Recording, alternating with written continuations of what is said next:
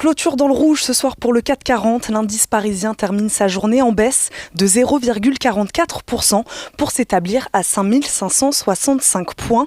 Dans le sillage des incertitudes sur le second tour des élections sénatoriales en Géorgie ce mardi, les investisseurs se sont montrés frileux tout au long de la journée.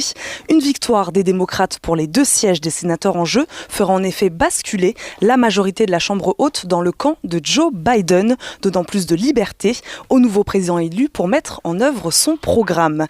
Certains analystes craignent ainsi des hausses d'impôts et une politique de régulation plus stricte qui pèserait ainsi sur les marchés financiers. Les résultats qui s'annoncent serrés pourraient mettre plusieurs jours à être déterminés. Aux États-Unis, toujours l'activité manufacturière enregistre une hausse au mois de décembre. L'indice ISM est ressorti à 60,7, son plus haut depuis août 2018, après 57,5 en novembre. Le consensus tablait sur 56,6 points pour décembre. Au mois de décembre déjà, l'indice PMI manufacturier était ressorti stable. Le sentiment des marchés est également toujours affecté par les craintes liées au coronavirus.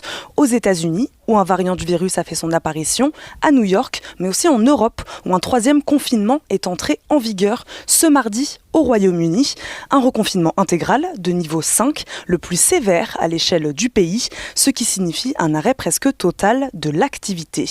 L'Allemagne aussi annonce un confinement prolongé jusqu'au 31 janvier.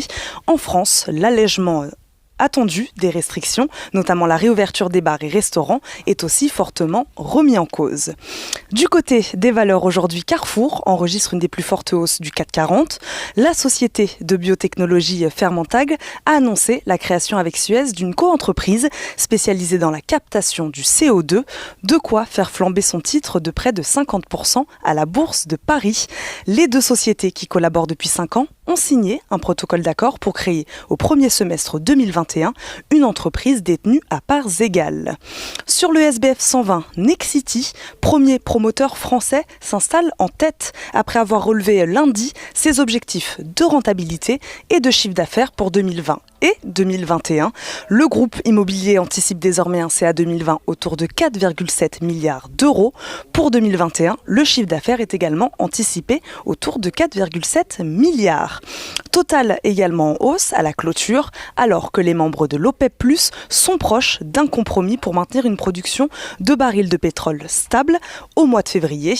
Les prix du brut d'ailleurs terminent en hausse. Le cours du Brent finit à la clôture au-dessus des $53.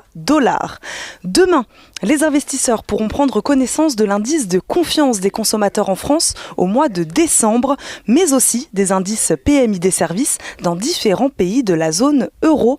Aux États-Unis, les chiffres de l'emploi ADP seront attendus dans l'après-midi, ainsi que les commandes industrielles.